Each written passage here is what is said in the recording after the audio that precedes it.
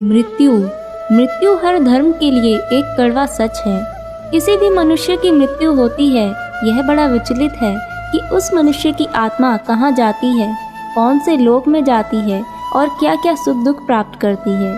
ऐसी ही बहुत सारी वीडियोस आपने YouTube पर देखी होंगी। यह वीडियो देखने के बाद कोई भी वीडियो शेष नहीं रह जाएगी। मैं आपको बताऊंगी क्या होता है मृत्यु के बाद मनुष्य के साथ। सबसे पहले एक पापी इंसान के शरीर से आत्मा को निकाला जाता है। यह बहुत दर्दनीय होता है। इस समय मनुष्य का अपने शरीर से आत्मा खो जाता है।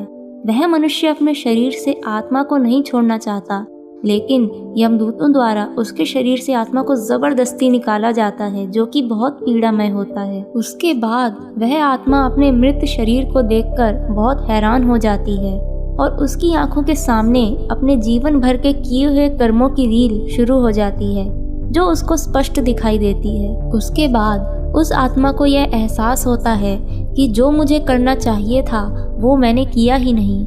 उसके बाद यमदूत उसको कस के पकड़ लेते हैं और अपने लोक की तरफ आगे बढ़ जाते हैं।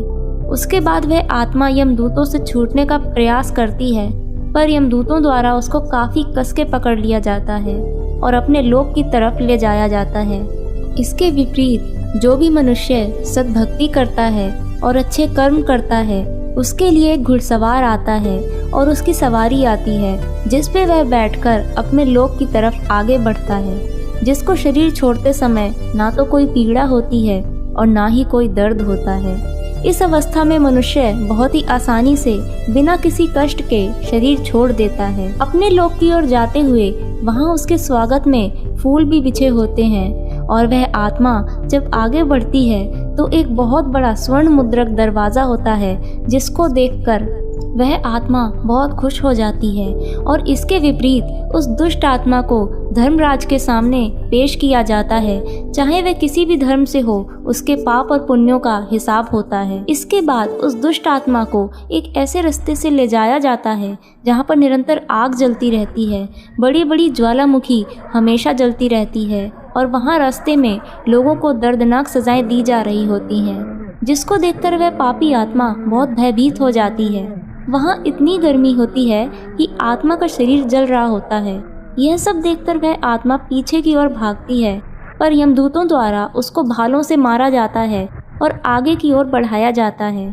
वहाँ पर एक ऐसी ज्वालामुखी है जिससे निरंतर आग निकलती है और वहाँ पर एक बहुत बड़ी आग की नदी भी है। इसके बाद यमदूतों द्वारा उस आत्मा को उसके पापों के अनुसार अलग अलग सजाएं दी जाती हैं, जैसे कि गर्म तेल के कढ़ाई में डाला जाता है और भयानक जीव आत्मा को नोचते खाते हैं। आत्मा को दर्द पीड़ा उतनी ही होती है जितनी पृथ्वी लोक पर शरीर में होती है, लेकिन उसकी पीड़ा का कोई अंत नहीं होता।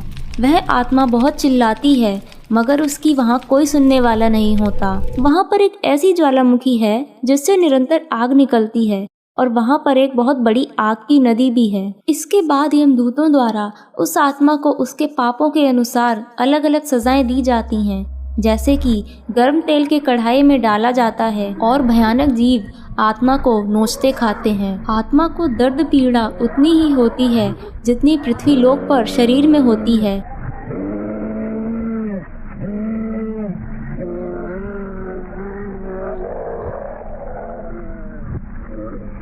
और इसके विपरीत एक अच्छी आत्मा एक ऐसे रास्ते से जाती है जो फूलों से बना हुआ होता है और जहाँ एक बहुत भव्य दरवाजा होता है, और इसके बाद वहाँ उसको अपने परमात्मा के दर्शन होते हैं और वह आत्मा वहीं पर पृथ्वी लोक पर किए हुए कर्मों और रिश्तों संबंधों को भूल जाती है और अपने परमात्मा की ओर बढ़ जाती है और अपने परमात्मा में खो जाती है। इसके बाद वह आत्मा अपने निज स्थान पर पहुंच जाती है और अपने बड़े बड़े महलों को देखकर बहुत आनंद मनाती है।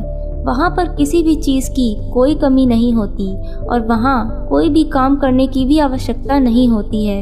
वहाँ पर दूध की नदियाँ हमेशा बहती रहती हैं और वहाँ पर ऐसे पेड़ होते हैं जिसमें से फल तोड़ने पर तुरंत दूसरा फल आ जाता है।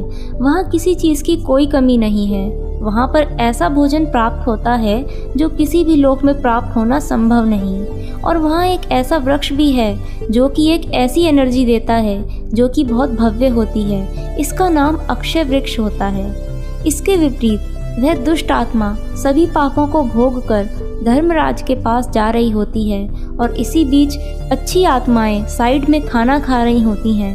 वह दुष्ट आत्मा भूखी प्यासी होती है, लेकिन उसको कुछ भी प्राप्त नहीं होता है और यमराज द्वारा उसके किए हुए कर्मों के आधार पर उसको पृथ्वी लोक पर 84 लाख योनियों में भेज दिया जाता है।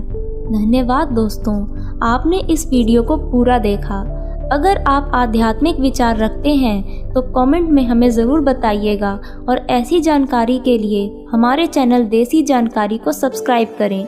इस वीडियो को फेसबुक व्हाट्सएप पर शेयर करें। मिलते हैं अगली वीडियो में।